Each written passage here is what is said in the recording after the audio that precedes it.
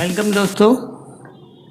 Private प्रतिरक्षा का आत्मरक्षा का अधिकार क्या होता है, ये कब पैदा होता है और कब तक बना रहता है, इसके बारे में आज चर्चा करते हैं। तो शुरू करते हैं। मशहूर दार्शनिक बेंथम के अनुसार संसार के सारे मजिस्ट्रेट और पुलिस मिलकर भी किसी व्यक्ति की सतर्कता का स्थान नहीं ले सकते, यानी एक व्यक्ति अपना बचाव सबसे बेहतर कर सकता है। भारतीय दंड संहिता की धारा 96 के अनुसार ऐसी कोई भी बात अपराध नहीं है जो व्यक्ति के द्वारा अपनी प्राइवेट प्रतिरक्षा में की जाती है, यानी स्वयं के बचाव के लिए अगर कोई बात की जाती है तो वह बात अपराध नहीं होगी। लक्ष्मण साहू बनाम स्टेट ऑफ उड़ीसा AIR 1988 में माननीय सुप्रीम कोर्ट ने भी कहा है कि प्राइवेट प्रतिरक्षा का अधिकार ऐसे व्यक्ति को उपलब्ध है जो कि संकट में घिरा हुआ है, उससे तुरंत मृत्यु या गंभीर क्षति पहुंचने की आशंका है, तो वह व्यक्ति अपने प्राइवेट प्रतिरक्षा का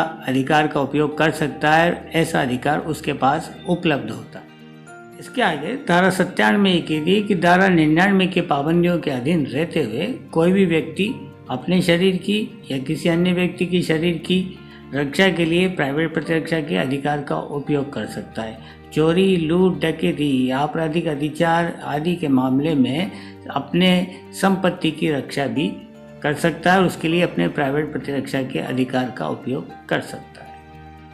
अब जान लेते हैं कि धारा 99 की पाबंदियां क्या हैं। ये वो पाबंदियां हैं जो प्राइवेट प्रतिरक्षा के अधिकार को रोकती हैं या उसके अधिकार को सीमित करती हैं।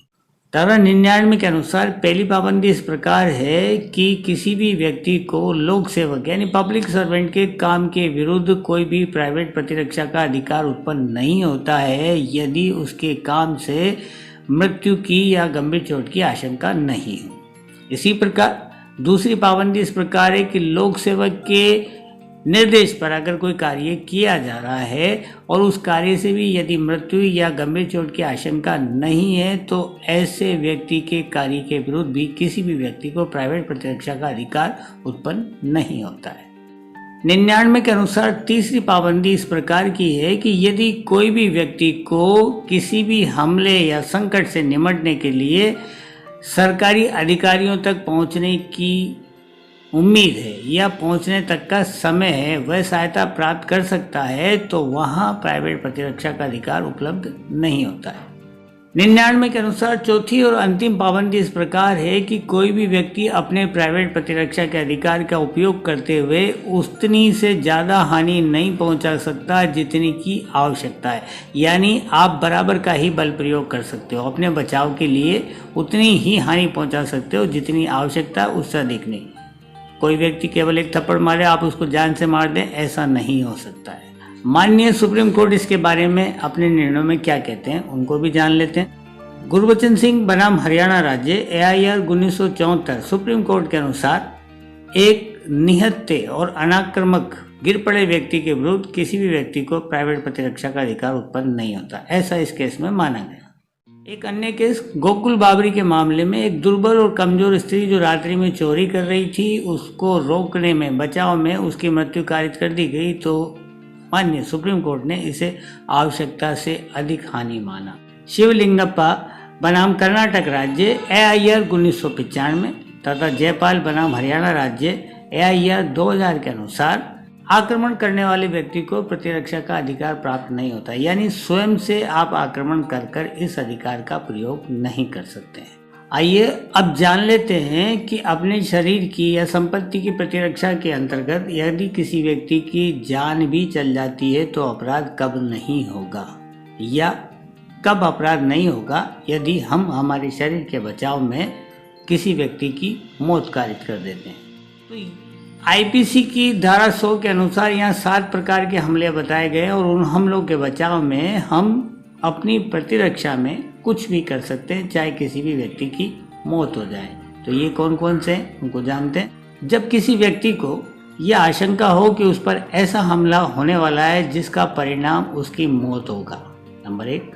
नंबर 2, जब किसी व्यक्ति को यह आशंका हो कि उस पर ऐसा हमला होने वाला है जिससे उसे गंभीर क्षति पहुंचेगी, गंभीर चोट पहुंचेगी। नंबर 3, ऐसा हमला जिसका परिणाम बलात्संग का अपराध होगा या ऐसा हमला जिसका परिणाम अननेचुरल सेक्स के लिए होगा, या ऐसा हमला की आशंका जिसका परिणाम अपहरण या व्यभिचार होगा, या ऐसा हमला जिसका परिणाम सदोष परिरोध होगा और परिरोध किए जाने वाला व्यक्ति सरकारी सहायता या लोक प्राधिकारियों तक नहीं पहुंच पाएगा, या किसी व्यक्ति पर तेजाब हमला या एसिड अटैक किया गया है, तो ऐसे हमले से बचाव के लिए व्यक्ति को प्राइवेट प्रतिरक्षा का अधिकार उपलब्ध है और उस अधिकार के तहत वह अपना किसी भी प्रकार से बचाव कर सकता है, चाहे उस बचाव करने में किसी अन्य व्यक्ति की मौत भी कारित हो जाए, यानी वह हमलावर की मृत्यु भी कारित कर सकता है।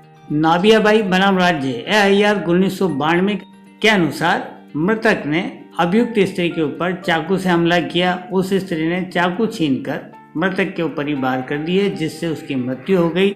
माननीय उच्चतम न्यायालय ने इस मामले को प्राइवेट प्रतिरक्षा के अधिकार के अंतर्गत माना और उसे लाभ दिया गया। आगे धारा 102 IPC हमें इस बारे में बताती है कि प्राइवेट प्रतिरक्षा का अधिकार कब पैदा होता है और कब तक बना रहता है। इसके अनुसार जैसे ही किसी व्यक्ति को अपनी मृत्यु की, गंभीर चोट की आशंका उत्पन्न होती है, उसी वक्त प्राइवेट प्रतिरक्षा का अधिकार उत्पन्न हो जाता है, पैदा हो जाता है, और ये तब तक बना रहता है जब तक उसके शरीर को ऐसी संकट की या आशंका की अनुभूति रहती है। ऐसे संकट या आशंका के समाप्त होते ही प्राइवेट प्रतिरक्षा का अधिकार भी समाप्त हो जाता है। इसी तरह धारा 103 IPC के मुताबिक संपत्ति के मामले में जहां लूट, रिश्ती या आपराधिक अत्याचार ऐसा है जिसमें व्यक्ति को मृत्यु या गंभीर चोट की आशंका है, तो वहाँ भी उसे प्राइवेट प्रतिरक्षा का अधिकार उपलब्ध होता है और वह अपने अधिकार का उपयोग कर सकता है, और उस अधिकार के उपयोग में वह किसी की मृत्यु भी कारित कर सकता है।